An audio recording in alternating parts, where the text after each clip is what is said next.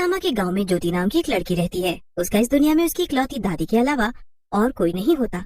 ज्योति रूप रंग से काली होती है, जिस कारण उसका हर कोई खूब तिरस्कार करता और मजाक उड़ाता है। कॉलेज में अरे देखो तो कॉलेज का काला टीका आ गया। बाप रे बाप, इस काली कलोटी को देख के तो मुझे बहुत घिन आती। कितनी बदसूरत है ये।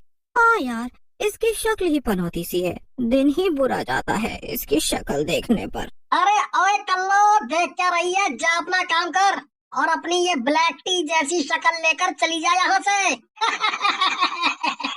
ज्योति को उन सब की बातें सुनकर बहुत बुरा लगता है, जिसके बाद वो कॉलेज के बाथरूम में जाकर खूब रोती है। क्यों मैं इतनी बदसूरत, क्यों क्यों क्यों? मेरा काला चेहरा देखकर हर कोई मुझसे नफरत करता है, मजाक उड़ाता है। क्यों हूँ मैं इतनी काली? घर जाकर जब ज्योति अपनी दादी को ये सब बात बताती है, तभी रो मत लाडो, 4 लोगों के बुरा कहने से तो खुद से नफरत मत कर लाडो। तन की सुंदरता का क्या है, जो व्यक्ति मन से सुंदर होता है वो दुनिया में सबसे सुंदर होता है। दादी, ये सारी कहने वाली किताबी बातें हैं, लेकिन असल में तो कोई भी मुझे पसंद नहीं करता है। मेरा मन अच्छा होने के बावजूद भी सब मुझ संग बुरी तरह ही पेश आते हैं। एक दिन कॉलेज में फैशन शो कंपटीशन की घोषणा होती है और सभी लड़कियां बहुत उत्सुक हो जाती हैं। और तभी ज्योति भी उस कंपटीशन में हिस्सा लेने की इच्छा जाहिर करती है। तभी लड़कियां उस पर हंसने लगती हैं। तुम सब मुझ पर हंस क्यों रही हो? मैं भी तो फैशन शो कंपटीशन में भाग लेना चाहती हूँ, उसमें क्या खराबी है? अरे ओ कल्लू रानी, तेरा दिमाग ठिकाने पर है ना? शक्ल देखी है अपने आईने में कभी? तेरा रंग कोयले से भी काला है और तू इस कंपटीशन में भाग लेगी। तू चाहे तो दुनिया भर का मेकअप थोप ले, उसके बाद भी अपने इस काले रंग को नहीं छिपा पाएगी। तुझे तो अंधेरे में देखना मुश्किल ही है, सिर्फ उल्लू ही देख पाएगा तुझे। ज्योति उन लड़कियों की बातें सुनकर बहुत दुखी हो जाती है और वो घर जाते समय गांव की मगरताल के पास जाती है। वो एक ऐसा तालाब होता है जिसमें ढेरों मगरमच्छ होते हैं। सब मेरा मजाक उड़ाते हैं, मुझे नहीं जीना है, मैं मरने के बाद सबसे बदला लूंगी अपने आप का। ज्योति उस तालाब में छलांग मारकर अपनी जान खुद खतरे में डालती है। उसे तालाब के मगरमच्छ जिंदा खा जाते हैं और उसके बाद वो एक काली चुड़ैल बन जाती है। और अब वो ठान लेती है, अब चाहे जो हो जाए, मैं अपनी बेइज्जती का इंतकाम लेकर ही रहूंगी। हर हाल में इस गांव की सारी लड़कियां बदसूरत हो जाएंगी और तब उन्हें समझ आएगा कि बदसूरत होने पर कैसा महसूस होता है। ज्योति अपना एक ब्यूटी पार्लर खोलती है और वहाँ वो एक इंसान का भेस बदलकर हर किसी का मेकअप करती है। धीरे धीरे गांव की सारी लड़कियां अब उसके पास आने लगती हैं, क्योंकि उसने अपने पार्लर में डिस्काउंट रखा होता है। डिस्काउंट के चलते सारी लड़कियां मेरे पास ही आ रही हैं। ये तो बहुत ही खुशी की बात है। ज्योति हर किसी का मेकअप बहुत अच्छे से करती है। अमेजिंग यार, तुम तो बहुत ही अच्छा मेकअप करती हो और साथ ही पैसे भी कम चार्ज करती हो। अब तो मैं हर बार तुम्हारे पार्लर में ही आया करूंगी। ठीक है दीदी, चलेगा, आइए, मुझे तो बहुत खुशी होगी।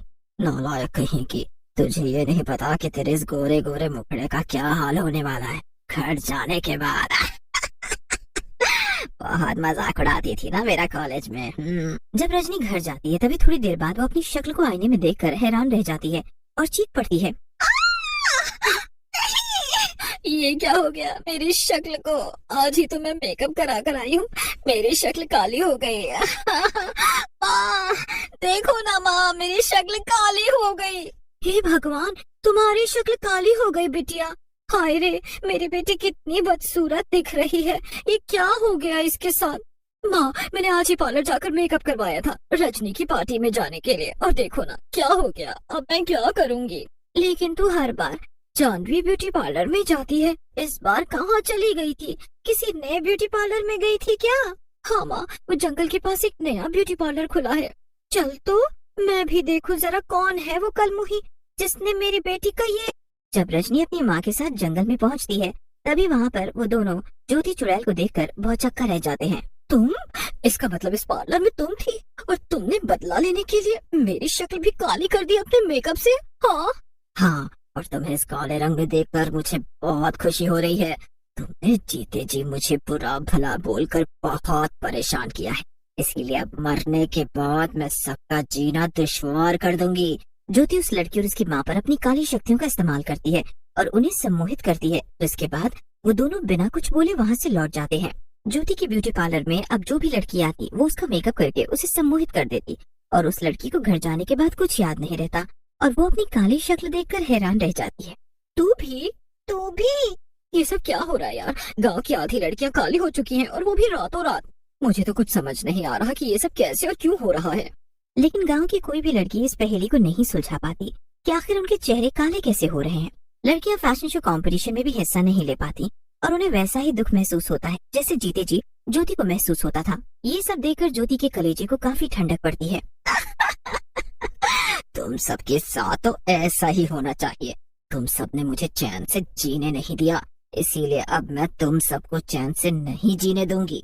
ज्योति के ब्यूटी पार्लर के आसपास कोई भी नहीं जाता आता और वो चुपचाप सारी लड़कियों का मेकअप करके उन्हें काला कर देती है। मुझे एकदम ब्राइडल मेकअप करना है। तुम्हारे पार्लर के चार्जेस काफी कम है, इसीलिए मैंने सोचा कि तुम्हारे पार्लर में ही आना सही रहेगा। पैसों की बचत भी हो जाएगी और मेरे इस मलाई जैसे गोरे चेहरे पर अच्छा सा मेकअप भी हो जाएगा। अरे वाह, अच्छा किया जो आप मेरे पार्लर में ही आई। ये चंद पैसों की बचत तुझे कितनी महंगी पड़ने वाली है ये तो तू सोच भी नहीं सकती। अब मैं तेरी इस मलाई जैसे गोरे चेहरे को कोयले से भी ज्यादा काले कर दूंगी। अच्छा एक बात बताओ। हाँ बोलिए ना दीदी, तुम्हारे पार्लर में एक भी आईना क्यों नहीं है और तुम सिर्फ अपने कस्टमर्स को ही क्यों आईना दिखाती हो? खुद भी तो आओ आईने में। नहीं, दरअसल हमारे यहाँ रिवाज है कि एक औरत अपनी शक्ल आईने में नहीं देख सकती। ऐसा करना अपशगुन होता है, इसलिए मैं आईने में नहीं देखती। अजीबोगरीब रिवाज है। खैर मुझे क्या। उस दिन जंगल में लकड़ियां बीनने आई जानकी नाम की एक लड़की उस पार्लर की खिड़की में से देखती है और वो ये देखकर हैरान हो जाती है कि कैसे ज्योति अपनी काली शक्तियों से मेकअप में जादू करती है और कस्टमर्स का मेकअप करती है और जाते समय उन्हें सम्मोहित करके फिर से अकेले में अपने चुड़ैल रूप में लौट आती है। इसका मतलब ये ज्योति एक चुड़ैल है और ये अपने इस ब्यूटी पार्लर से गांव की लड़कियों को काली कर रही है और तो और जाते समय उन्हें सम्मोहित भी कर रही है, जिसके चलते वो इसके बारे में सब भूल जाए। नहीं, मुझे इस काली चुड़ैल को खत्म करना होगा, वरना यूं ही सारे गांव की लड़कियां बदसूरत होती जाएंगी। बीनने आई लड़की अपने घर जाकर चेहरे पर गंगा जल लगा लेती है और चुड़ैल के ब्यूटी पार्लर में जाती है। जब ज्योति उसका मेकअप करने के लिए उसके चेहरे को छूती है तभी उसे झटका लगता है और उसका हाथ जलने लगता है। कौन हो तुम? क्यों डर गई? तुम्हें क्या लगा काली चुड़ैल, तेरा सच कभी किसी को पता नहीं चलेगा। क्या ये सब तुम क्या कह रही हो और तुम्हें कैसे पता चला सारा सच?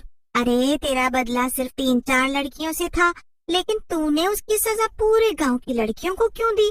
तेरे साथ जीते जी जो कुछ भी हुआ वो बहुत गलत हुआ, लेकिन मरने के बाद तू तो उससे भी ज्यादा गलत कर रही है और मैं तुझे वो गलत करने नहीं दूंगी। जानकी अपने झोले में से गंगा जल निकालती है और ज्योति पर छिड़क देती है, जिसके बाद ज्योति जलने लगती है। इस तरह ज्योति चुड़ैल जलकर राख हो जाती है। इस भयंकर हादसे से गांव की सारी लड़कियों को अपनी गलती का एहसास हो जाता है।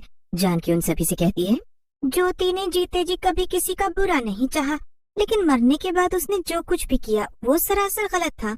लेकिन मैं तुम सबसे ये कहना चाहती हूँ कि तुम्हारे गोरे और काले रंग में फर्क नहीं करना चाहिए। हाँ जानकी, तुम सही कह रही हो। हम आइंदा से इस गांव में किसी के रंग को लेकर उसका तिरस्कार नहीं करेंगे।